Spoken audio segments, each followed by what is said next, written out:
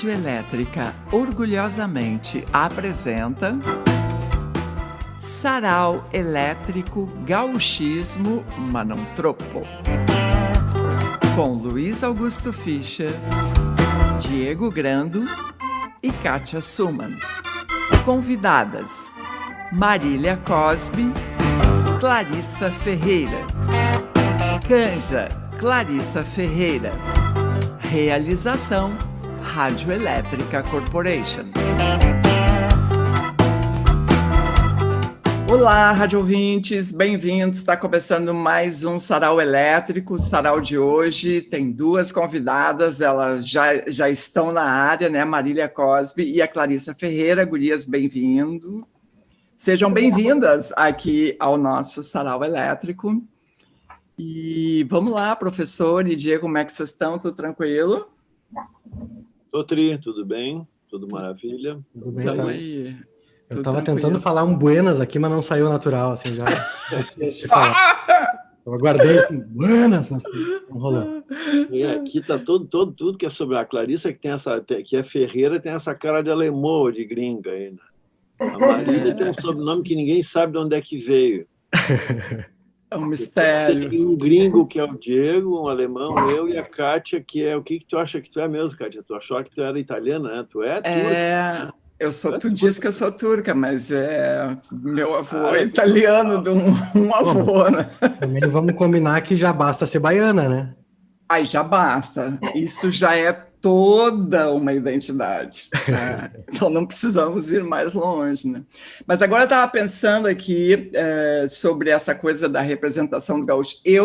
Claro, eu já tive que me vestir de prenda quando eu era pequena, porque a minha mãe me obrigava. Mas eu não gostava, devo confessar.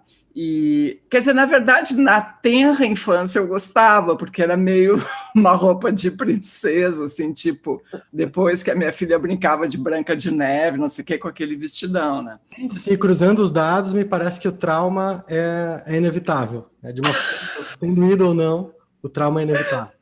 Professor, tu te pilchou? Eu nunca. E vocês, gurias?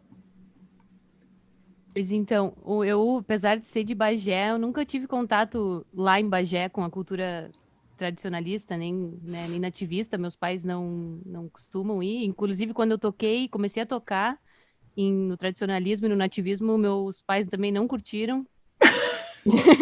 Tive que convencê-los, assim. Mas depois eles até começaram a acompanhar os festivais por minha causa, assim. Mas foi louco o meu processo, assim, né? Eu botei o vestido de prenda uma vez, não me lembro, vejo as fotos e minha cara não é boa. Cara não é quem tá gostando.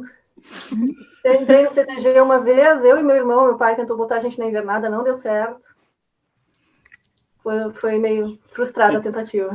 Agora eu tô me dando conta aqui que a gente não apresentou as credenciais das nossas convidadas, né? Faça isso, professor. A Clarissa, tu é formada em música, né, Clarissa? Mestre em o que? Etnomusicologia? Doutora. Doutora já? Pô, essa segunda festa eu não fui convidada. Pois né? Foi no Rio, né, professor? Senão, com certeza seria. Legal. E a Marília é antropóloga e poeta, a Clarissa também é poeta, né? E as duas, inclusive, têm um projeto junto bacana que se chama, como é mesmo? Poesia Chucra. Poesia Chucra. Fizemos algumas performances por aí. Isso. Mas escuta aqui, só antes de começar, eu tenho um recado para dar, que é o seguinte: quero conversar contigo, prezado telespectador, prezado ouvinte. Nós vamos começar a fazer um chapéu aqui, uma campanha de arrecadação.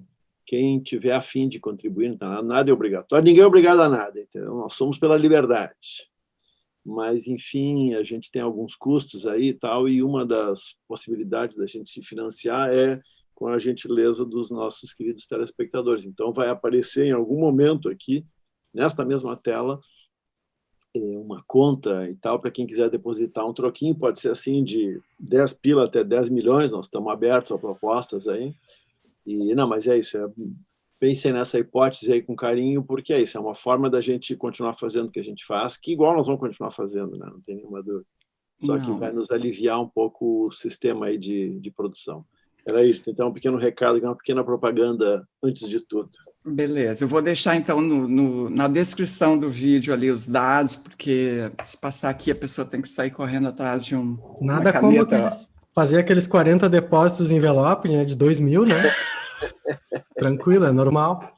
Estão chegando a 89 mil, estou liberado. Quem não faz, né? Quem nunca?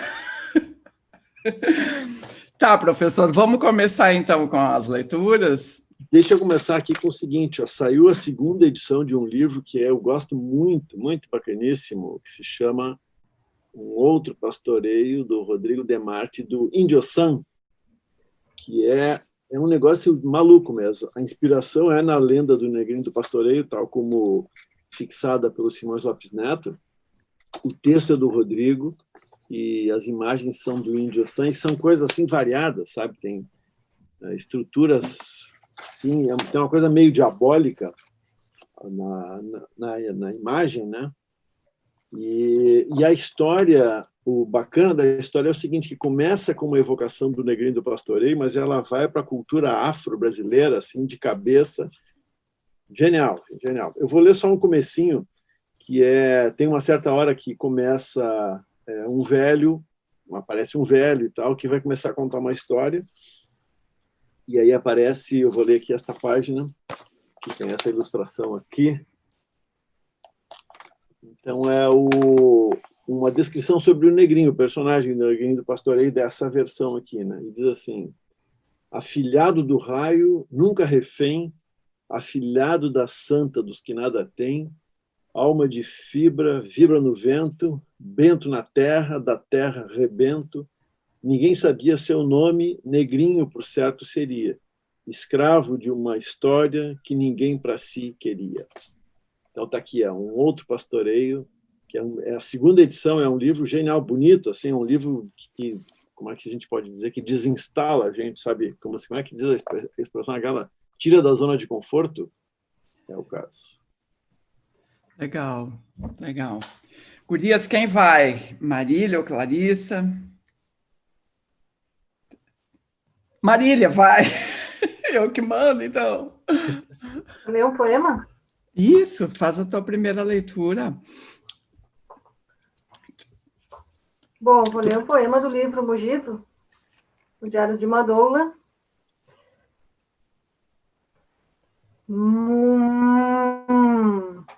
Mais ou menos que um livro, isso é um êxodo de uma tal condição humana. O mugido foi a ação escolhida para essa desarticulação. Parem para ver uma vaca mugir, já nem digo ouvir.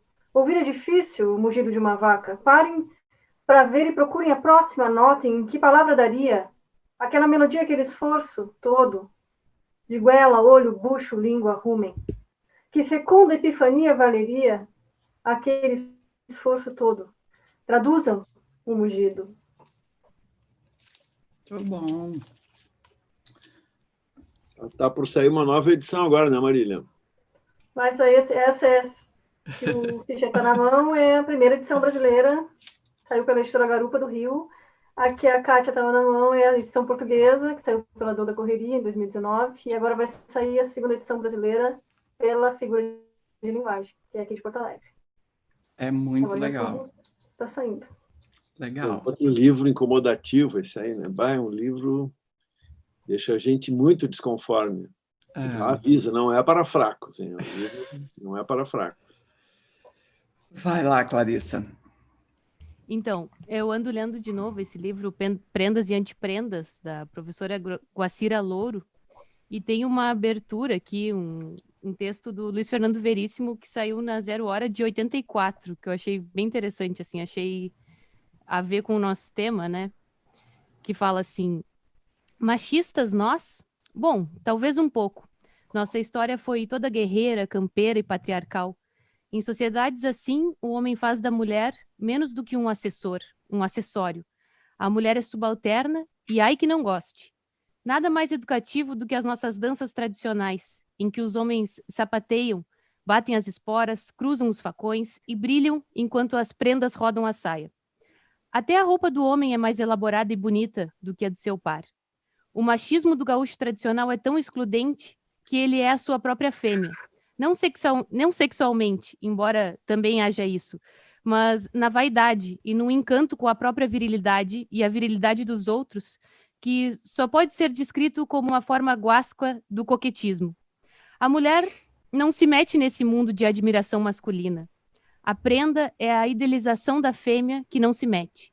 Mas então, me diz um troço, tia. Se isso é verdade, e se a nossa tradição é mesmo esta, como se explica que o Estado tenha produzido tantas mulheres, digamos assim, metidas? Mulheres que não se contentaram em ficar rodando a saia, antiprendas. Mulheres que, na sua vida e no seu exemplo, negam a velha lei de que mulher de gaúcho não se mostra. As de que ficam na cozinha e as outras no chineiro ou no segredo.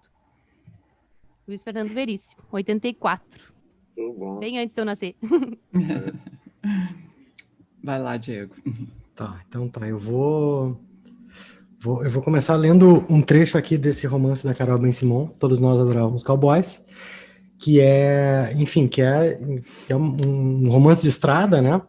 E é uma espécie de descoberta do Rio Grande por pessoas gaúchas, especificamente pela narradora aqui, que é a Cora, que é uma guria de apartamento que viveu sempre em Porto Alegre e tudo mais, e que vai fazer essa viagem meio ala louca, assim, pelo Rio Grande, e vai conhecer, então, cenários que nunca viu e tudo mais, e alguém que está morando fora do país também e tudo mais, então tem toda uma espécie de retorno para voltar a olhar sobre si mesmo, assim, sobre a própria cultura e tudo mais. Então elas passaram aí, ela tá viajando com essa amiga com quem ela tem uma relação mais ou menos mal resolvida, né?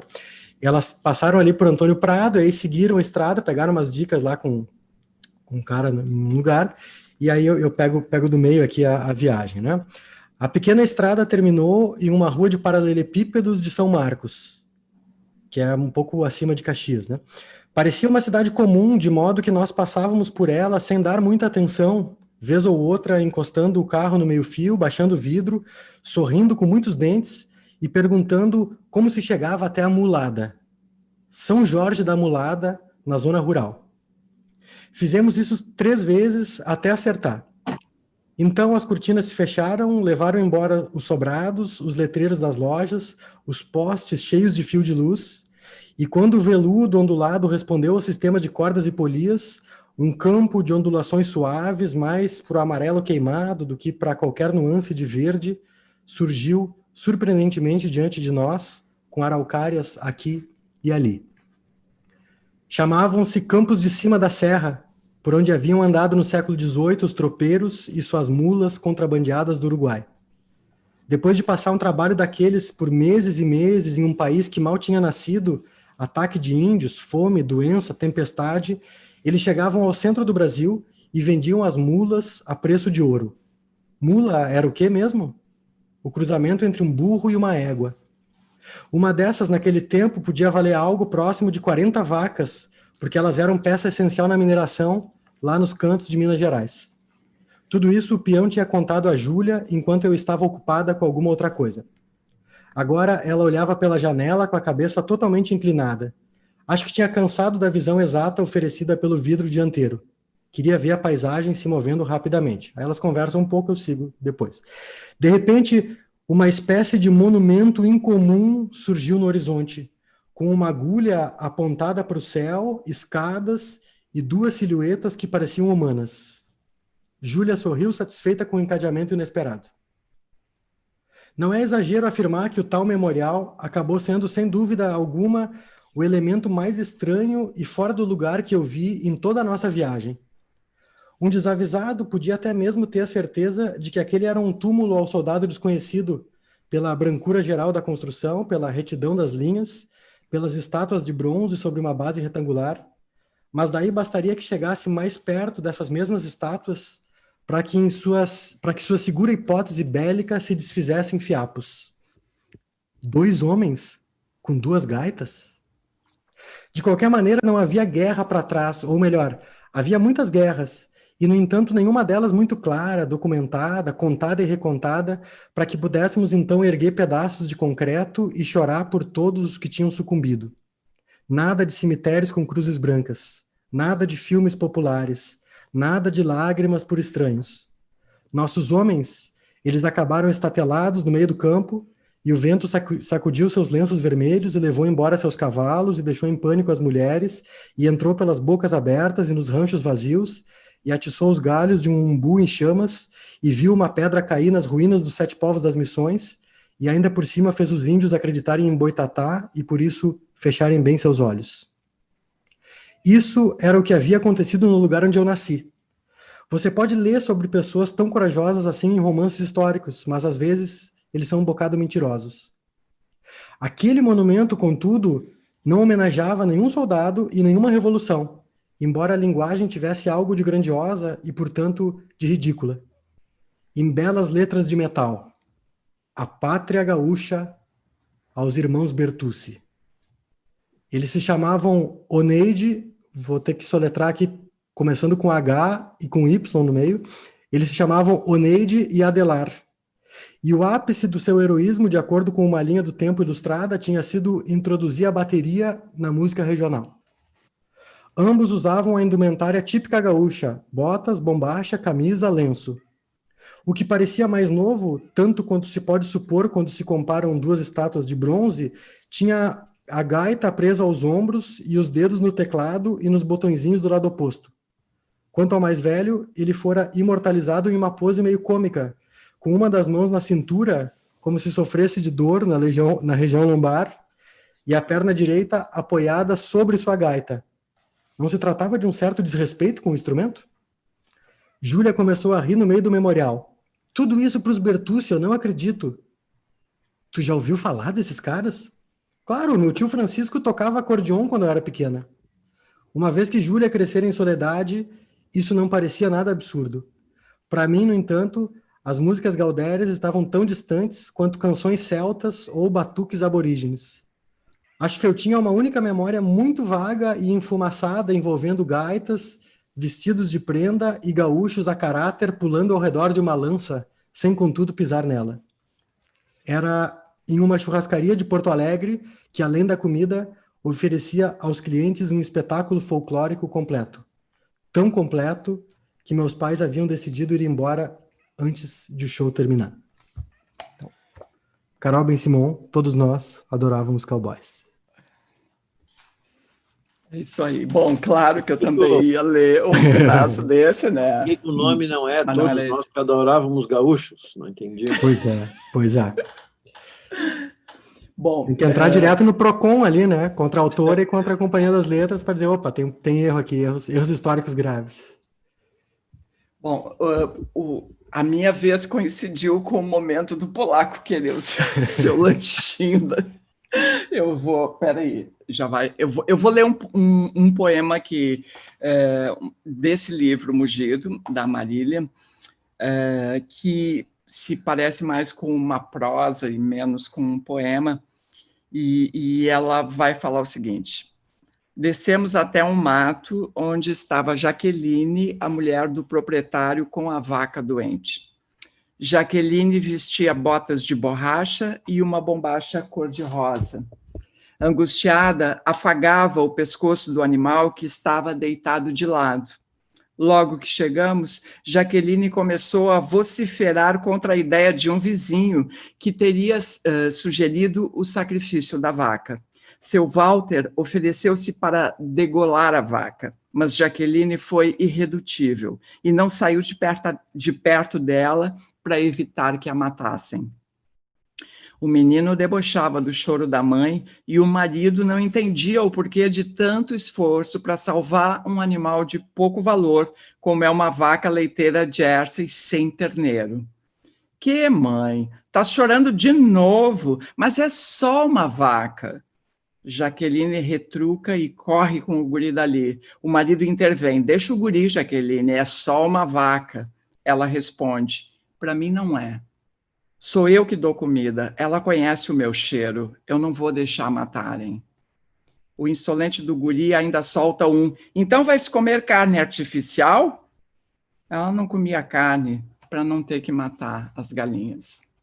Esse, então, é um dos... Essa cena vai ter desdobramentos, né?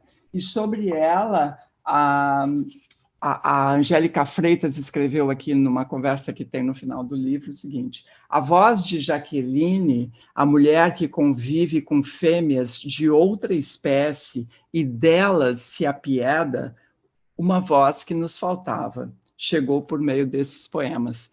Essa voz não existia, né? Assim, no nosso caldo cultural, digamos assim. Então, tá aí então, o livro. Palmas para a dona da voz, a Marília. Palmas. Vai lá, professor, tua vez. Muito bom, vou sair da Marília. Podia também ficar lendo isso aí, né? Porque o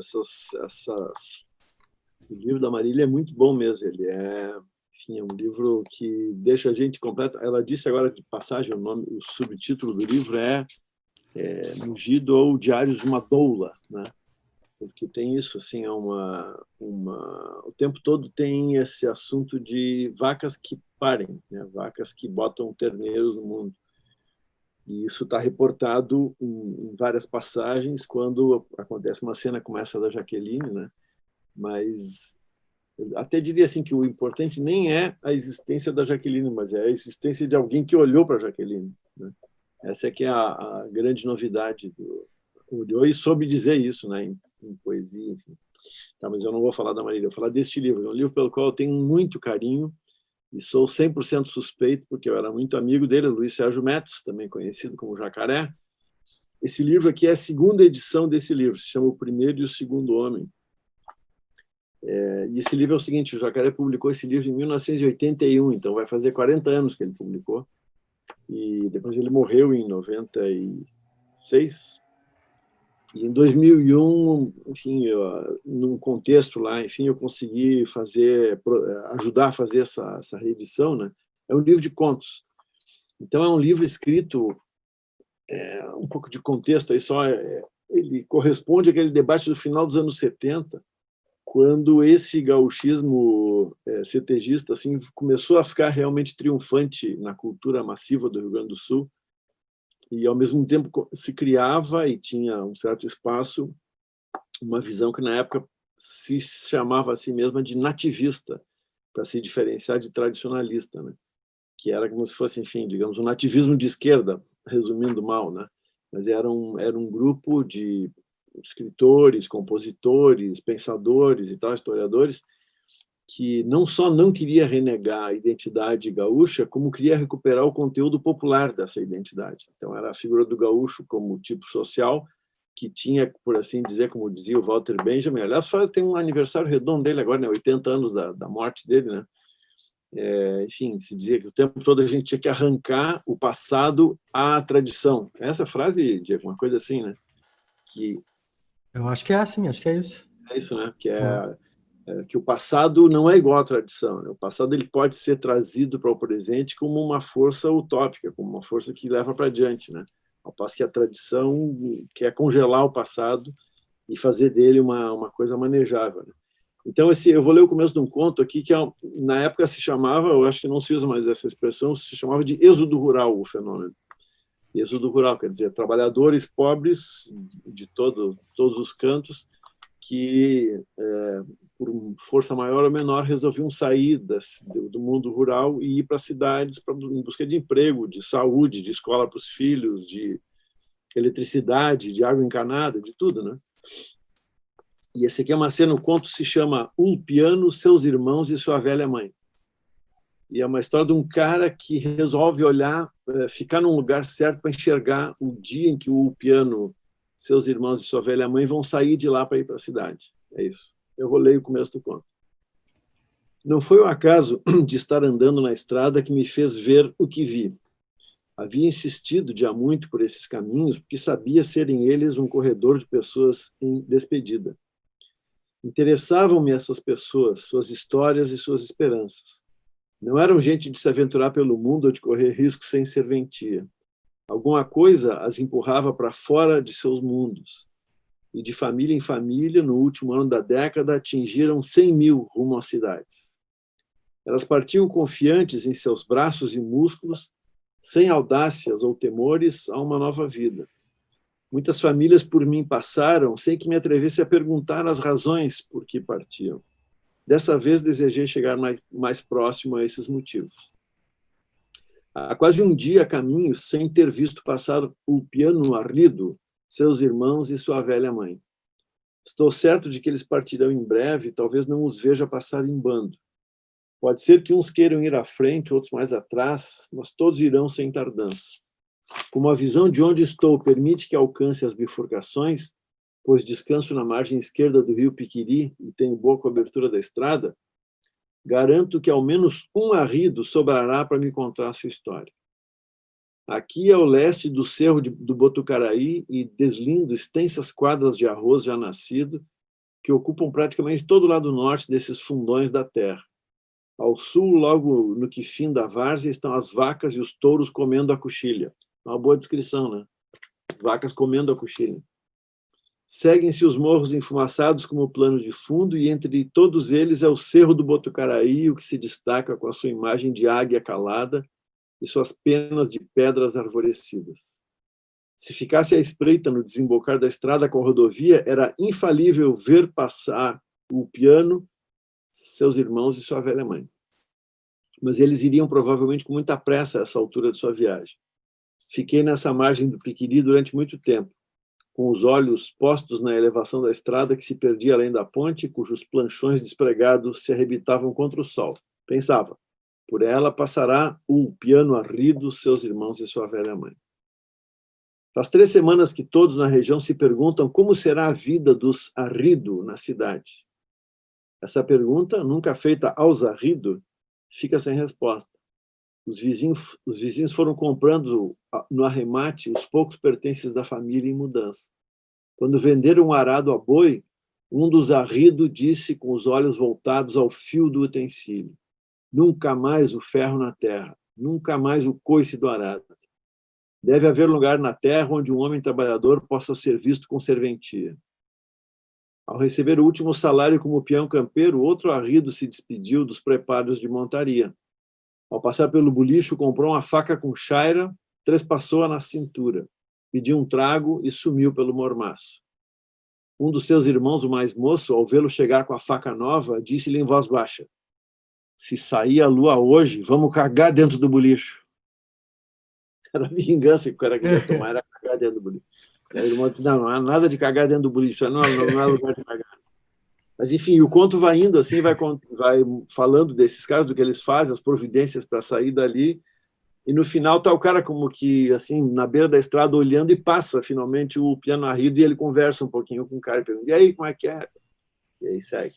Esse é um flagrante da saída dessa gente pobre do campo para a cidade, né? Esse é um grande livro, deve se encontrar por aí nos sebos. O Primeiro e o Segundo Homem, do Luiz Sérgio Mendes. Beleza. Então, Marília, vai lá. Vou ler um poema, então, que vai sair nessa segunda edição, que está na primeira. Que se chama Vaca Machorra. Mata essa vaca machorra. Mata esse animal seco. Essa vaca sem leite. Mata isso. É sem serventia. Mata la vaca machorra, que nada quiere con toros. Quem no lo quieren los machos, que mate el hambre de todos. Mata essa vaca machorra, a mulher macho, machorra, que nada quer com os homens, essa vaca machorra, a quem querem as outras mulheres. Fura esse saco de ossos, sem serventia. Ora, mata, seu moço sem serventia. Para que servem os homens? Vamos lá, então, seguindo com a Clarissa. Pensei em trazer esse livro, que é uma autobiografia da Mary Terezinha, e que, tem coisas bem forte, assim, né? Essa biografia dela relata até passagens de estupro, assim, é muito sofrida a trajetória dela, assim, do machismo, né? E acho que é uma personagem, assim, da música que eu acho que a gente deve ver essa história, né? Para não se repetir isso. E aí, num trecho, num capítulo desse livro, ela começa a falar quando se deu conta da responsabilidade social, assim, como artista, né? E que até um determinado momento, até quando ela era casada, né? Com o Teixeirinha, ela não podia se manifestar politicamente, porque ele não deixava, né? Porque ela tinha admirações, assim, pela esquerda, né? Brisolista e tal. E depois que ela se separou dele, que ela começou a se posicionar, assim. E aí ela fala, A Mulher e o Mundo é o nome do capítulo. Foi depois da ida para o exterior em 85 que comecei a protestar. Aproveitando o trabalho de Ivan, que foi um marido dela depois do Teixeirinha, né? Fui em busca de cultura e conhecimento. Vi que tinha uma responsabilidade como artista e profissional que chega ao povo. Conheci exemplos de artistas que carregavam uma bandeira política, como Jonan Baez, Mercedes Sosa e muitos outros.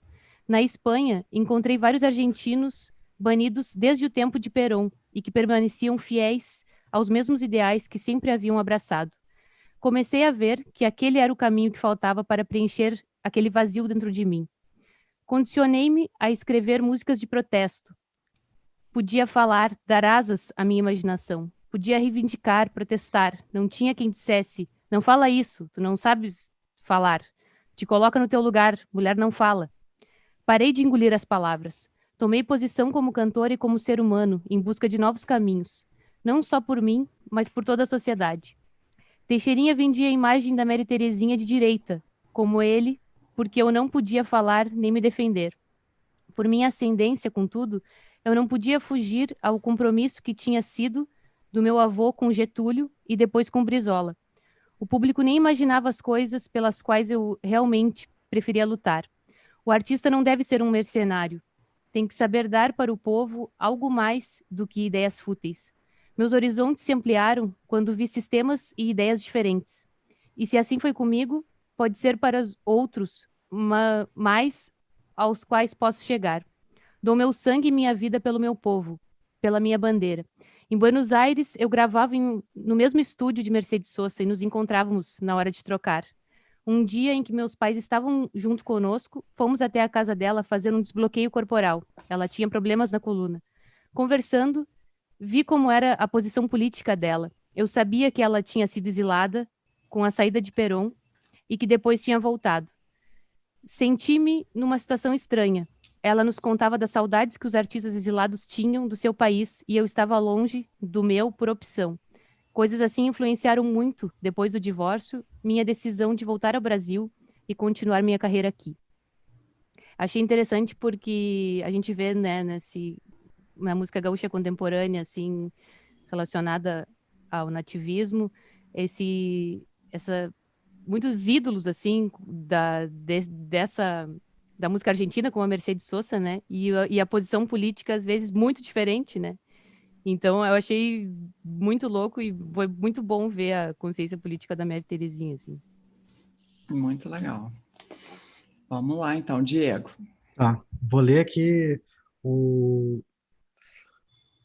livro da Marília. Não vou ler da Marília aqui, mas o livro da Marília tem também algumas cenas de gado sendo carneado e tudo mais, né? Que sempre coloca... O professor Fischer sempre fica naquela dúvida se vai voltar a comer churrasco, se vai continuar comendo churrasco ou não. Mas já foi oficialmente autorizado pela Marília também, né? Teve essa história já que...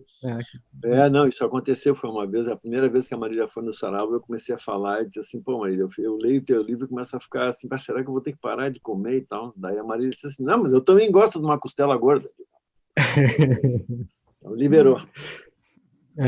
Enfim, e aí eu me lembrei de um livro aqui, da década de 20, aqui de 1929, eu acho que é do Vargas Neto, aqui, ó. 2 livros que ele publicou em 29, Tropilha Crioula e Gado Chucro, e aí tem um que, de certa maneira, responde, ou, enfim, talvez dê para ler também um pouco da poesia da Marília em resposta a isso, né? O poema além de fazer uma espécie de evocação baudelairiana, porque o título do poema é Carniça, né? E tem aquele poema do Baudelaire que o cara se depara com uma... Só que eu acho muito estranho o fato de título ser carniça, mas tudo bem. E tem uma comparação muito, muito peculiar aqui, quase uma imagem meio surrealista aqui de comparar o boi com... Vocês vão ver com o quê. Então, o poema diz o seguinte, avisa aos mais fracos, avisa aos vegetarianos que não é a coisa mais agradável. Se estiver comendo, de repente, não é a hora de comer. Carniça. Está vendo aquele lugar onde o capim raleia? Ali perto, onde aquele cusco está deitado, é bem ali que se carneia. Gosto do dia de carniça por causa da alegria e da fartura. Há tanto fervido, tanto assado. Mas de tarde sempre fico triste porque o gado parece até que reza a missa e fica a soluçar cavando a terra onde o companheiro foi sangrado. Depois vão se esparramando no pacito, berrando, num gemido muito feio. Até parece um adeus de despedida. É o terço da saudade do rodeio. Não mal comparando, o sol entrando é assim. Como um boi sangrado bem no sangrador. E o céu fica ensanguentado como uma copa de carmim no tempo que dá flor. O sol é um boi baio muito graxudo. Vou repetir. O sol é um boi baio muito graxudo. Não há na invernada um outro que se emparde. A sombra dá um tiro de laço macanudo. A noite se aproxima e sangra o sol com a faca da tarde. Ele parece que caiu no chão. Derrama uma sangueira de tristeza pelo silêncio do rincão. Depois, não sei se você já reparou, as estrelas vêm chegando no tranquito, como um rodeio branco muito bonito, que vem berrar, que vem rezar, pelo rastro do sol que se sangrou. E aí tá o Vargas Neto. Ó, tava aí também. Bom, eu vou ler um texto da Ondina Fachel que eu descobri via o professor Fischer, mais especificamente na parêntese. Ela teve uma entrevista e teve um texto. Acho que ela foi tua orientadora, Marília, ou não tem nada a ver? Não? Não, não foi, mas ela tem a tese de doutorado dela é bem conhecida, ela trabalhou com os gaúchos, nunca foi traduzida, né? Parece que está por traduzir agora. Ela terminou de traduzir agora, Marília. Quer vai ser legal publicar. O professor está nessa campanha há tempo já, né? Me lembro de falar num sarau ainda no Ocidente, né? De fazer esse texto circular, que é dos anos 80, eu acho, né? Exatamente, dos anos 80. Então, é muito interessante. Quer falar? Não. Ah, tá. Então, eu vou ler um trecho que é dessa tese, né? E é muito interessante, porque é o olhar dessa mulher, que é uma mulher urbana, naquele universo, e é um olhar totalmente novo sobre aquela realidade, né? Ela convivia com os peões, os caras se encontravam no final da tarde, depois daquela lida pesada, diária e tal. E aí tem um trecho que saiu na parêntese, em que ela diz o seguinte: um velho gaúcho que vivia na estância, afastado das lidas, qualificado como... pelos demais como já um tantito lerdo para o campeio, acumulou alguns anos de salário e guardava o seu dinheiro junto com alguns pertences que lhe eram muito caros. Uma adaga de cabo de osso em uma bela bainha, uma tarca, bom, tá, não sei, precisamos de um glossário aqui, uma tarca de couro cru cuidadosamente trançado com contas de ossos de avestruz, um cinto com uma rastra em prata, um relógio que não funcionava, uma gaitinha de boca, 3 ou 4 velhas fotos em sépia e sua carteira de trabalho. Tudo isso ficava guardado em um caixote embaixo da sua cama. Ele me explicou que não gastou dinheiro porque a precisão de ir à cidade é uma apoquentação e é longe para o seu cavalo cansado. E ir até lá só para gastar o dinheiro carecia de sentido. A maior parte do dinheiro que me mostrou era em cruzeiros. Há cerca de 1 ano, aquela moeda já não circulava, notícia que parecia não ter ainda chegado a seu conhecimento, e uma hiperinflação corroía violentamente as suas parcas economias na nova moeda. Um tanto aflita, tentei explicar que o dinheiro guardado perdia o valor. Ele deu com os ombros, disse que para ele não era de serventia mesmo, enquisilado no banquinho onde estava sentado, aprumou-se e, se encostando na parede, esticou as pernas, empurrou seu muito usado chapéu de barbicacho sobre os olhos e cruzou os braços, dando por encerrada a nossa conversa. Seus bens estavam entesourados naquela caixa. Sua pecúnia não era dinheiro, mas células que atestavam anos de trabalho na estância. Nos muitos anos campeando, seu corpo tinha se despossuído de sua força de trabalho. Ele aguardava por inteiro naquela caixinha. Abriu seu cofre para exibi-la, orgulhoso para mim. E meu comentário a respeito de um mundo estranho e distante, onde a moeda perdia valor, tinha sido totalmente inapropriado. Isso aí. Muito bonito isso, muito bacana. Que história é essa, né? O cara não conseguia imaginar que aquele papel não significava aquilo que significou uma vez, né? Mas é que aquele papel significava para ele uma outra coisa que não a mesma que significa para nós, né? Ele realmente não fazia... Ela observou muito essa questão da perda da força física, né, para o trabalho desses homens. E a questão do suicídio deles também no campo, quando não conseguiam mais trabalhar por causa dessa perda. Os caras ficavam com vergonha, deprimidos e tal, e muitos iam até o suicídio, né? Uhum. Eu me lembrei agora, só alegrando a história, dando uma volta aqui para alegrar um pouco o cenário, eu me lembrei que essa semana eu li com alunos, pela 10ª vez, com muito prazer, um dos contos do Simões Lopes Neto, que se chama Melancia Coco Verde, que é uma história, o Blau Nunes conta que ele encontrou um cara, já velhinho e tal, que era um cara que tinha estado numa história que envolvia tal melancia e coco verde, que era uma história de uma combinação entre um rapaz e uma moça, que queriam se casar, mas o pai dela não queria, e ele foi para a guerra. Então, ele combinou com ela que, caso ele quisesse mandar algum recado, o recado ia ser cifrado e ia envolver melancia e coco verde. Ela era a melancia e ele era o coco verde. E o negócio é que essa guria estava prometida em casamento para um primo dela. Aí eu vou ler só a descrição do primo dela. Diz assim, o velho Severo, que era o pai da guria, né?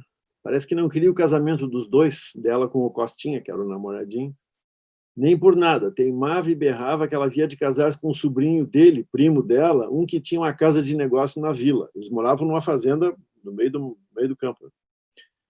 Aí, Cátia Samba, escuta essa aqui, ó. Esse tal era um ilhéu muito comedor de verduras. O cara era um comedor de verdura, entendeu? O cara não tinha vergonha. Já está desqualificado. E que para montar a cavalo havia de ser um petiço. E mesmo assim, um petiço havia de ser podre de manso. Enfim, o cara não valia nada, né? Enfim, o cara vai para a guerra e tal, daí vem uma outra descrição que diz assim, o caso é que o Costinha gostava da moça, e a moça gostava dele. Tem é que não atava nem desatava, e o velho Severo puxava a pera, né? Puxava o cavanhaque. O Ilhéu, porque ele era de uma das ilhas Açores, provavelmente, né? O Ilhéu, às vezes, vinha à estância do tio em carretinha. Veja, Vancê, como ele era ordinário. Ele ia de carreta, em vez de ir a cavalo, ele ia de carretinha. Veja, Vancê, como ele era ordinário, que nem se avexava de aparecer de carretinha diante da moça. E era só cama com lençóis de crivo para o primo, né? Lençol bordado. Fazia-se sopa de verdura para o Meco. E até bacalhau aparecia só para ele. Aí o Blau, que está contando a história, que é gaúchão, diz assim, que isso das nossas comidas, um churrasco escorrendo sangue, gordura e salmoura, uma tripa grossa assada nas brasas, uma cabeça de vaquilhona, uma paleta de ovelha, e mogango e canjica e coalhada, e uns beijus e umas manapanças, um trago de cana e um chimarrão por cima, e para rebater tudo umas tragadas de um baio, de um naco bem coxado e forte. Tudo isso que é do bom e do melhor, para o Ilhéu não valia nem um sabugo. Aí ele cospe para o lado e diz, diabo, até me cuspo todo quando me lembro daquele excomungado. A delicadeza dele é ótima. Ele diz, churrasco escorrendo sangue, gordura, uma tripa grossa. Como aquele comedor de verdura. Muito comedor de verdura. Muito comedor de verdura. Vai lá, Marília. Então tá, vou pegar carona nessa leitura e vou ler um bem sanguinário. Angélica, o parto de uma vaca não é uma coisa simples. Envolve um útero imenso que rebenta e frequenta, não raro, o lado de fora. Um rebento imenso. O parto de uma vaca requer punhos firmes, finos, porém. Matar uma vaca não é uma coisa simples. Requer um tiro certeiro, alto calibre. O ponto preciso longe do meio da testa. 2 cavalos, 3 ou 4 homens. Um guri, quem sabe uma mulher. Carnear uma vaca exige sangrá-la até a última gota, para que a carne não termine preta. Sangrar uma vaca é para exímios. Comer uma vaca, porém... Marília, essas coisas não devem se dizer, entendeu? Não deve dizer isso aqui em público, pô. Como é que vamos ficar nós, os Blau Nunes, aqui, queremos a carne gorda, sangrando? Vai lá, Clarissa. Eu conheci ultimamente, assim, nos últimos tempos, a Lila Ripoll, em virtude ali dos 4 de Bagé, né, que teve a exposição também, eu toquei na abertura e tal, e são os conterrâneos lá de Bagé, né, um movimento artístico super forte, e a Lila super encabeçava, assim, muito o movimento da revista Horizonte, né, e acho muito significativo também conhecer essas poetas daqui do Rio Grande do Sul, assim, falo especialmente, assim como quando eu conheci a Marília e a Angélica Freitas, quero deixar isso também registrado aqui, que é muito importante para essa representatividade, assim, né. E o poema que eu vou ler dela é Angelina, que fala sobre outros tipos de revolução, né, a revolução operária, desse realismo regionalista, que a gente pode falar, assim, que teve essa revolução em 50, em Rio Grande, e onde assassinaram a Angelina, né, que era uma tecelã. E a Lila escreveu esse poema. A massa resiste, rebelde, indomável, erguendo muralhas de peitos e braços, às frias espadas, aos altos fuzis. A rua tranquila, tão cheia de cantos, encheu-se de cinza, de sangue e de pó. O povo resiste, e os tiros aumentam. Protestam as vozes num vivo clamor. Respondem espadas, fuzis apontados, fuzis metralhando. A massa recua, retorna e avança, com novo vigor. Na rua estendidos, Euclides e Honório, e mais Oswaldino, fecharam seus olhos, seus lábios calaram. As vagas aumentam de ódio incontido. E há novos protestos do povo ferido. Alguém arrebata das mãos de Angelina a verde bandeira que ondula no ar. Os tiros procuram o peito de Réquia, e os tiros ficaram no peito a morar. Os olhos dos homens refletem angústia, revelam paixão. Ferido está Réquia, e há sangue no chão. Ninguém junto ao leme, ninguém no comando. Vermelhas papoulas matizam o chão. O rosto em tormento, cabelos ao vento, retorna Angelina, mais alta e mais fina. A nossa bandeira nas mãos da polícia, e a luta regressa, com febre no olhar. Os braços erguidos subiam, caíam, em meio a outros braços, o mastro a arrastar. E as mãos vitoriosas, num breve momento, retorna a bandeira batida de vento. Um frio estampido correu pelo espaço, na rua vibrou. Vacila a bandeira, vacila Angelina, e a flor de seu corpo na rua tombou. De 54, esse poema. É isso aí. Ela era do Partido Comunista, né, a Lila? Bom, eu vou seguir agora com uma sequência de poemas, eu vou pular, vou ler alguns. Cartas de Liberdade, 1831-1861, da Fernanda Bastos, que já participou aqui do Sarau com a gente. Dessa Cor é o nome do livro. Aqui. Então, são as cartas de alforria dadas, né, a alguns escravos nesse período de tempo. Caetana Felicidade do Nascimento, parda, mulata, de posse da senhora Guilhermina Henriqueta de Magalhães, teve sua carta concedida mediante pagamento do senhor tenente Antônio Barcelo, sendo 550 dinheiros, é que tem 550 réis, eu acho, 550 à vista e o restante em 2 meses. Preço arbitrado por sua senhora para ter sua liberdade, com a única condição da dita parda Caetana Felicidade acompanhar o libertador enquanto ele viva, tendo em consideração o seu estado enfermiço e sua avançada idade, para lhe dar o necessário tratamento e, quando não cumpra esta cláusula, ficar sua liberdade sem efeito. Inácia, parda, posse do senhor general Bento Manuel Ribeiro e de sua mulher Maria Mância.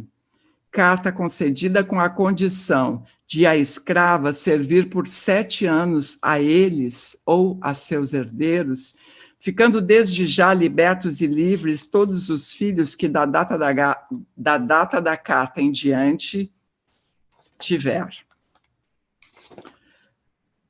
Luísa da Costa, mais de 50, do senhor Manuel Vieira Lopes. Carta concedida mediante pagamento pela escrava de 200 réis, no que ele observa que, atendendo aos muitos importantes serviços que ela há prestado, não só feito à família dos meus falecidos sogros, como feito a mim, tendo muito em consideração a recompensa que se deve dar ao escravo, aos escravos que servem com lealdade, zelo e amor. Lina, 2 anos. A mãe foi escrava dos mesmos senhores Joaquim Lopes Rodrigues e Ana Josefa de Moura. Carta concedida sem cláusula de condição. Vou ler só mais 2. Márcia, parda. Posse da senhora Maria do Carmo Fagundes, que recebeu a escrava de herança da falecida mãe, senhora Inácia Félix. Maria, parda. Posse da senhora Mariana Romana Jacques, viúva de Liberato Rodrigues Jacques. A carta foi concedida com a condição, porém, de acompanhar e servir por espaço de 1 ano a minha filha Lucinda Paula Veloso.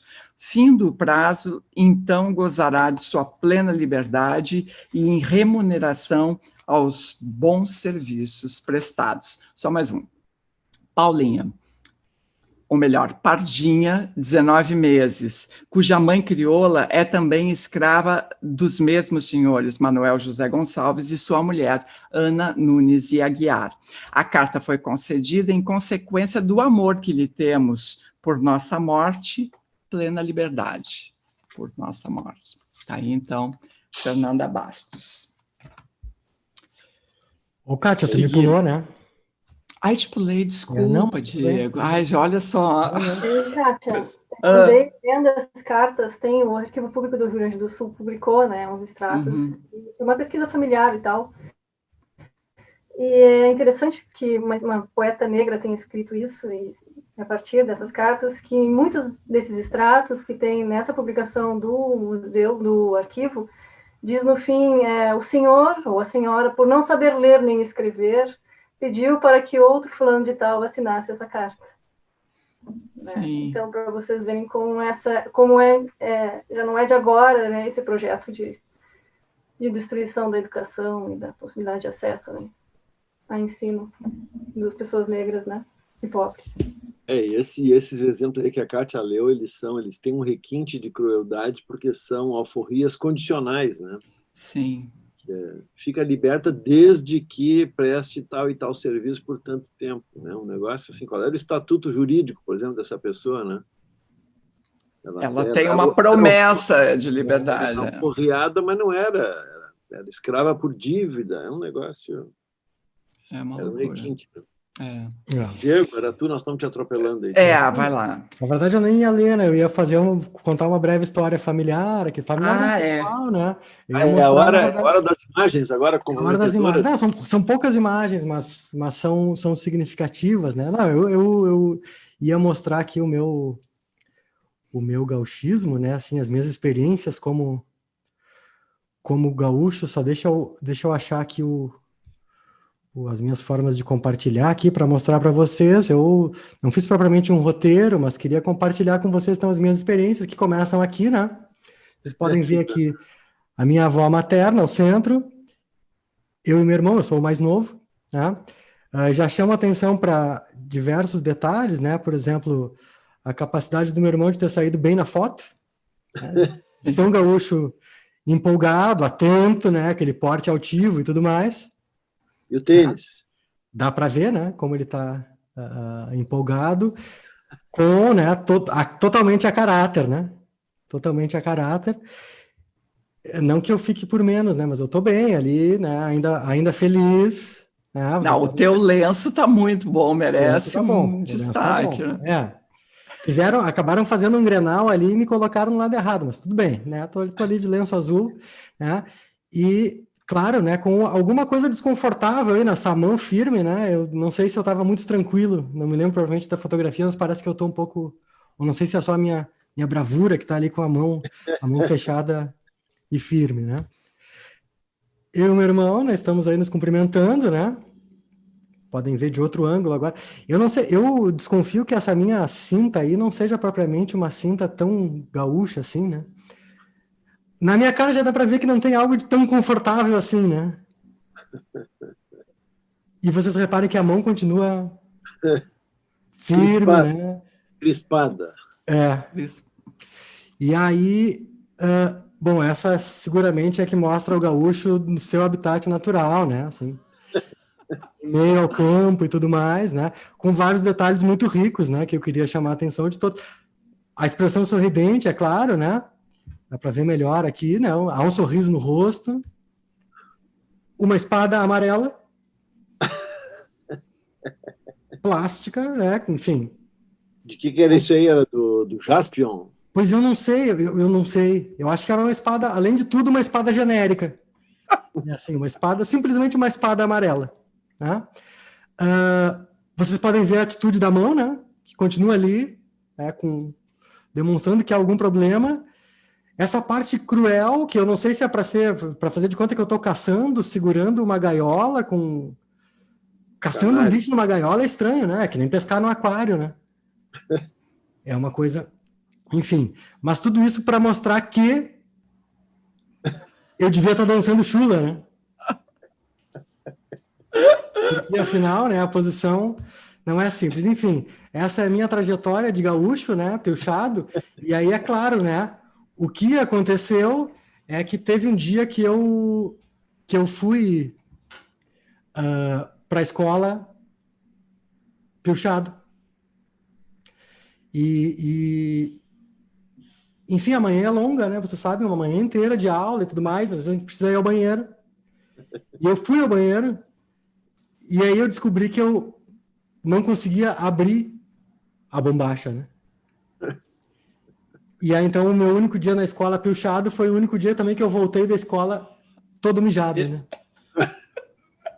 Totalmente mijado. Enfim, acontece, né? Mas eu só queria, então, contar um pouco dessa minha trajetória de gaúcho, né? De forma documental, né? Para que ninguém tenha dúvida de que eu fiz isso. Tá. Então tá, e o trauma gritando, né? Estamos aí para isso, né? Para isso. Vai lá, professor. Eu vou ler um poema do Oliveira Silveira, mas primeiro eu quero fazer uma menção, porque o poema se chama Gaúcho Negro Mateando, tá? Mas primeiro eu queria mostrar, ler um trechinho aqui, tem muito poema dedicado ao chimarrão, né? Tem um do Jaime Caetano Brown que se chama Amargo, que começa assim: velha infusão gauchesca de topete levantado, o porongo requeimado que te serve de vasilha, tem o feitio da coxilha por onde o guasca domina. E por aí vai, né? Depois tem um outro mais famoso ainda, que é do Glauco Saraiva, que é um dos inventores, né, do primeiro CTG pós-guerra, se chama Chimarrão e diz assim, começa assim: amargo doce que eu sorvo num beijo em lábios de prata, tens o perfume da mata molhada pelo sereno, e a cuia seio moreno que passa de mão em mão traduz no meu chimarrão em sua simplicidade a velha hospitalidade da gente do meu rincão. Por aí vai. E o Oliveira Silveira, imagino eu que dialogando com esses poemas, escreve esse poema que se chama Gaúcho Negro Mateando. É um conjunto de poemas dele que se chama Pelo Escuro. Pelo, né? Cabelo. Pelo escuro, ou então pelo de pelagem mesmo, né? De pele. Meu requeimado porongo, preto aconchego do amargo, sinto em mim, quando te afago, velhas raízes do Congo. Já deu um twist aqui, duplo twist carpado, né? Na palma da mão te inflamas e me permites que sinta a forma quente das mamas de uma crioula retinta. Bomba de prata na seiva de um coração que transborda, luar gaúcho na relva, quase Rio Grande na forma. Negror de noite de treva, de longes terras de estio, erva de verde de selva, bomba de leito de rio. São águas chucras de sanga, troncos de árvore boiando. São ondas verdes de mar, navio negreiro singrando. Cada gole, cada gota tem o sabor de 2 mundos. E vou bebendo a cicuta de um banzo que vem do fundo. Oliveira Silveira, nessa edição aqui, que é a edição da poesia completa dele, que saiu pelo Instituto Estadual do Livro com a organização do Ronald Augusto. Se encontra para um grande poeta, Oliveira Silveira, e era uma grande figura humana também. Vamos seguindo então. Marília, vai lá. Esse poema se chama A Grande Menarca. Nunca que eu vendi um boi gordo, nunca que comprei um potro do mesmo sangue que eu. Com Nossa Senhora das Cabeças de Vaca faltei.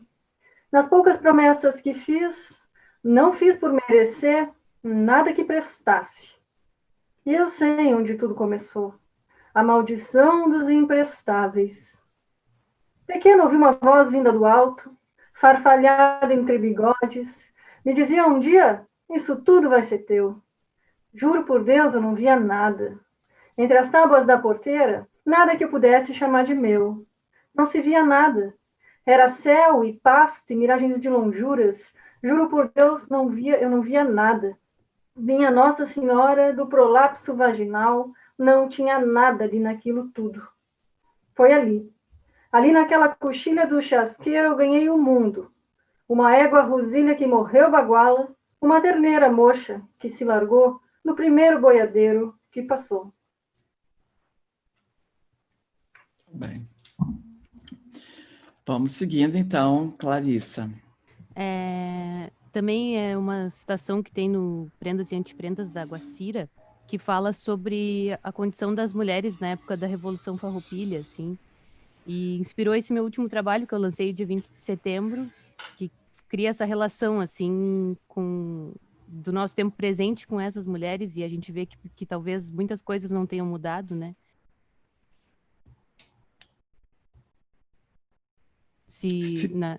Na quarentena, né, isso está muito presente, assim, eu acho, no cotidiano das mulheres. E ela fala até no livro como as mulheres deveriam ser fortes, assim, né? E fala que quando algo acontecia, quando os homens iam para a guerra, elas iam fazer uma pessegada, iam tentar transmutar e transparecer em outras coisas, assim. E aí ela cita uma passagem do Arquipélago, do Érico Veríssimo, que fala: uma mulher nessa terra tem que estar preparada para o pior. Os homens não têm juízo, vivem nessas folias de guerras. O que é que a gente vai fazer se não ter paciência, esperar, cuidar da casa, dos filhos? Os homens dependem de nós. Como dizia a velha Bibiana, quem decide a guerra não são eles, somos nós. Um dia eles voltam e tudo vai depender do que encontrarem. Não se esqueça, nós também estamos em guerra, e ninguém passa por uma guerra em branca nuvem. Érico Veríssimo. Pélago. Muito bem. Diego, tá, não vou te pular. Não, eu lembrei de uma letra aqui que o professor leu, falou de algumas que falavam aí do chimarrão, e eu lembrei de uma letra curtinha aqui do Ney Lisboa, meio espertinha também, por uma certa brincadeira aqui, que é do chimarrão, né? Entrei numa roda e me deram uma coisa para provar, uma erva galhuda, esverdeada e gostosa de chupar. E dá barato sim, dá barato sim, dá barato sim. Vai bem com tudo, é bom para os rins e dá barato sim. Entrei numa roda e me deram uma coisa para provar, uma erva galhuda, esverdeada e gostosa de chupar. Dá barato sim, dá barato sim, dá barato sim. E dá barato sim, vai bem com tudo, é bom para os rins. E dá barato sim. Chimarrão crioulo, liga como que? Chimarrão crioulo, melhor com muito gererê. Ou seja, a mistura de ervas, né? É a grande solução do gaúcho. Ah, meu Deus. Bom, eu vou encerrar aqui a minha participação com um texto que também está no livro da Marília, mas, na verdade, é uma espécie de pós-fácil feito, eu não sei se está nas duas edições, eu acho que está, né? Pela Angélica Freitas, em que ela vai recordar uma coisa lá da infância dela, que é uma coisa com a qual todas as mulheres aqui do Sul, em algum momento, pararam e pensaram, opa, peraí, né? Que mundo é esse, né? Então, ela conta assim, penso numa edição da Coxilha Nativista de Cruz Alta, um festival de música gaúcha que vi pela TV em 1984, quando eu tinha 11 anos. A canção se chamava Morocha, morena em espanhol, e tinha um refrão que me impressionou e até hoje nunca esqueci. Aprendi a domar, amanunciando égua, e para as mulheres vale as mesmas regras. Eu não sabia o que amanunciando significava, mas sabia que a música era violenta. Animal te para, sou lá do rincão, mulher para mim é como redomão, maneador nas patas, pelego na cara. Também não sabia o que era redomão nem maneador, mas o cantor chamava a mulher de animal e prometia, te encaroço o laço e por mim que a biche. Na plateia, algumas mulheres protestavam, seus polegares para baixo. Um homem se levanta claramente empolgado, batendo palmas. O rosto do cantor mostra apenas sadismo. Em seguida, a câmera se detém numa mulher que ri muito. De nervosa? A barulheira é geral. O cantor, Davi Menezes Júnior, com um relho na mão, parece ganhar mais confiança com a manifestação dos presentes. Sou carinhoso, mas incompreendido. O grupo musical se chama Os Incompreendidos. Aí ela bota ali o link para o vídeo no YouTube, eu posso botar aqui se vocês quiserem ver isso. Esse livro, né, da Marília, me vem, depois de muitos anos, como o antídoto disso tudo. É isso aí. Então, vamos lá. Quem vai mais, professor? Leu, já estamos nos despedindo. Eu acho que a gente está... Hã? Estamos no limite aqui já do nosso horário. A gente está no limite, tá. Eu ia aproveitar e perguntar para a Clarice e para a Marília como é que foi para vocês enfrentar essa música, porque essa música fez muito sucesso, né? Não sei se ainda faz. E eu me lembro de ver uma vez uma declaração desse cara, que é o cantor, não sei se ele é o compositor, em que ele dizia uma coisa assim, não, isso é uma brincadeira, que é mais ou menos como tem hoje em dia essa onda bozozóica assim, em cima de nós, né? Que o cara vai, diz, não, vou fechar o congresso e tal, espera aí, tu tá falando de fechar? Não, é uma brincadeira. Brincadeirinha. Tô brinks. É uma coisa, não sei, gurias, vocês aí, como é que vocês lidaram com isso, com esse incômodo? Eu nasci em 84, Fischer, no ano que essa música surge, né? Acho que é assim, quando ela é apresentada nesse festival. Mas é bem isso, assim, e os comentários, às vezes, de outros poetas, homens, né, que estão mais nesse viés aí, gaúcho, nativista, é meio que de deboche, assim, com o livro, como se eu estivesse fazendo algo de brincadeira, né, algo que fosse uma piada. Mas essa esquiva aí de dizer que isso é uma brincadeira, isso é de praxe desse tipo de maneira de se expressar e de se manifestar e do que se tem para dizer nesse meio que é tão misógino, né? Eu não sei se ele é mais misógino, se ele é mais assim, eu não sei que palavra usar para dizer, desses homens que amam tanto homens, né? E depreciam tanto as mulheres. Amam homens e cavalos, né? E éguas. E as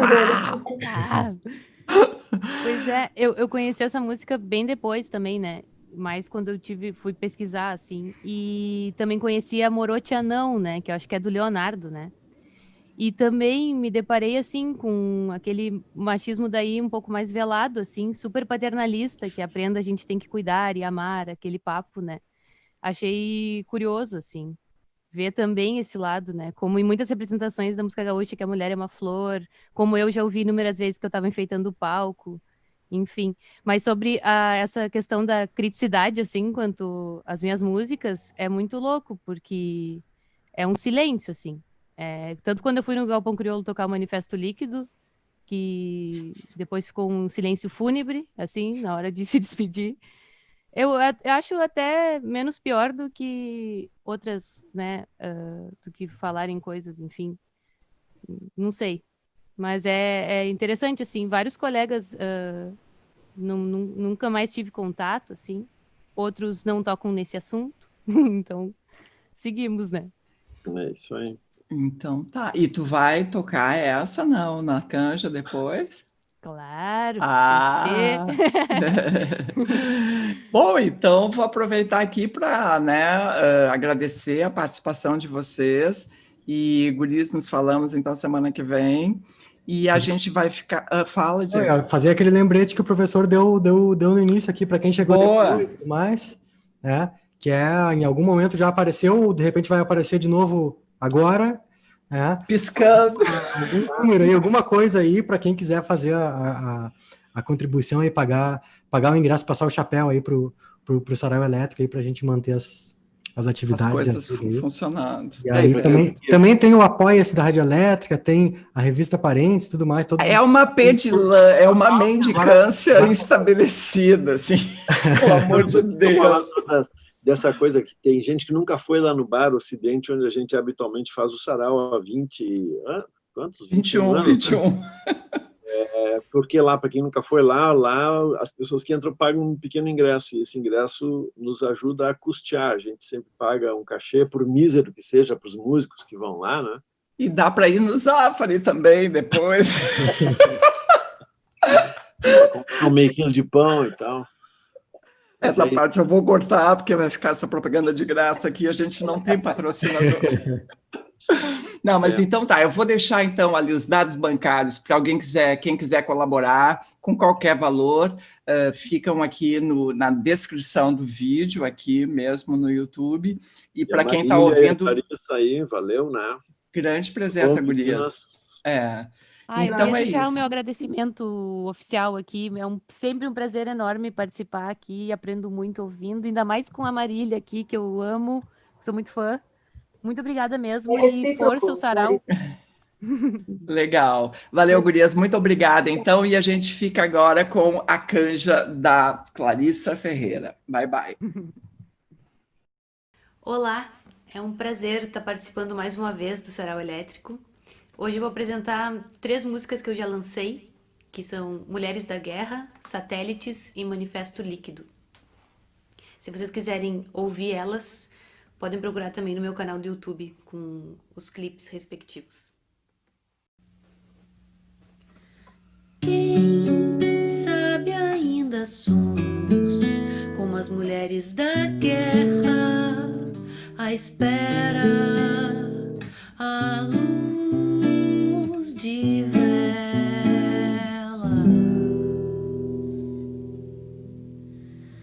à beira do fogo, com nossos papiros e penas, sem cérebros artificiais, bordamos os panos de prato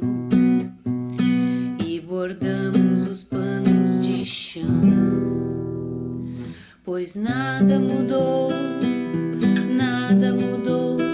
só hormônios e construções. Nada mudou, homônimas revoluções. Nada mudou, porongos e traições.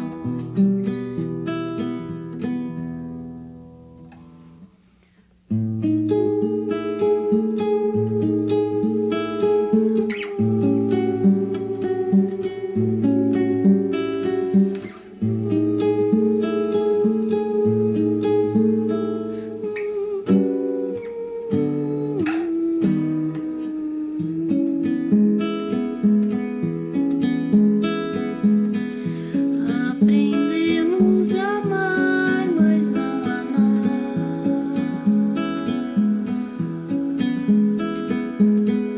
Fomos feitas pro amor, mas não a sós. Somos feitas pra amar, mas não a nós.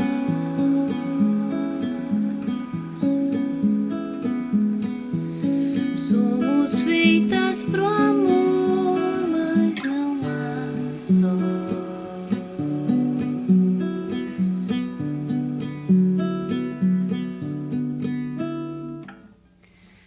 Quem sabe ainda somos como as mulheres da guerra, à espera, à luz de velas.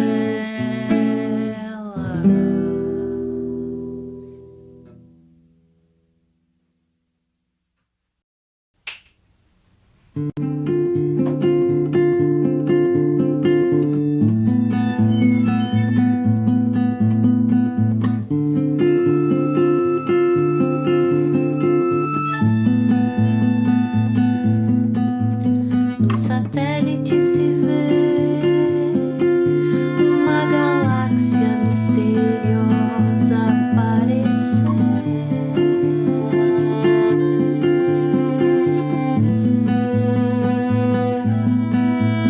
No satélite se vê um novo planeta aparecer.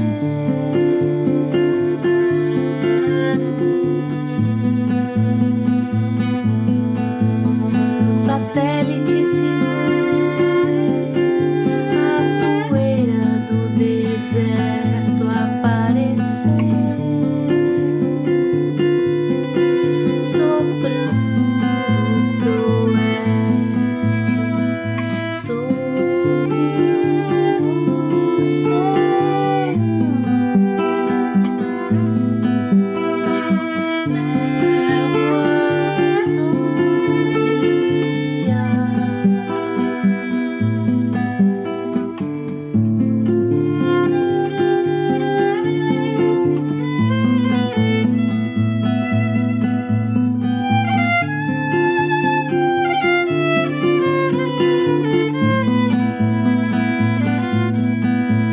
No satélite se vê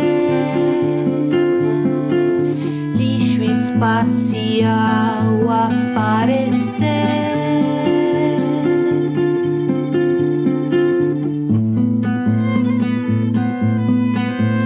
No satélite se vê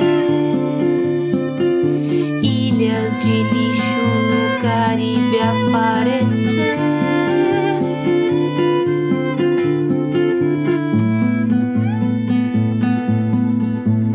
No satélite se vê a fumaça da floresta aparecer, abafando o sudeste, bruma desengano,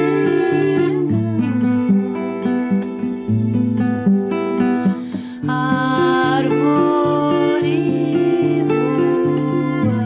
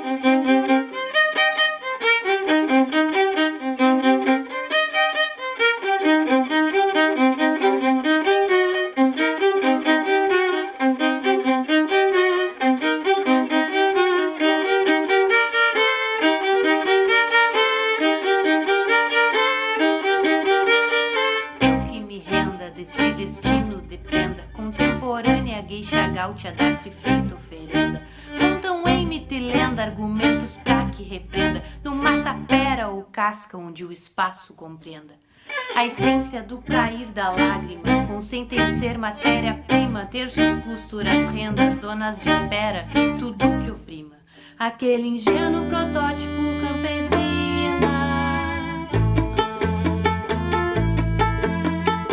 Livres galopam centauros, não há atenção que se prenda, como o olhar da salamanca pela fenda. Nesse mito ocidental cansado de um cowboy, um gaúcho, um cossaco, semi-bárbaro, anti-intelectual, mas os mesmos arquétipos, estilo patriarcal.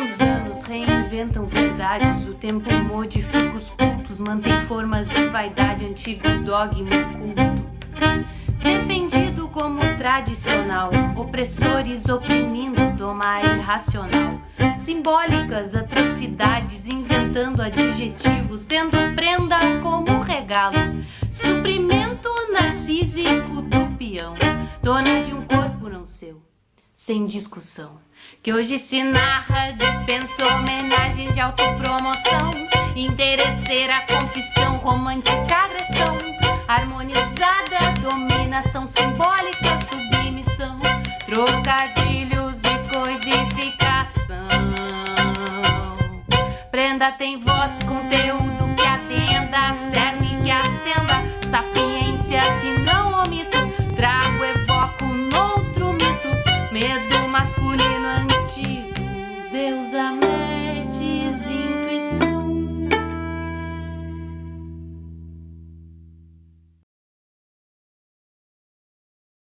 Quem sabe ainda somos como as mulheres da guerra, à espera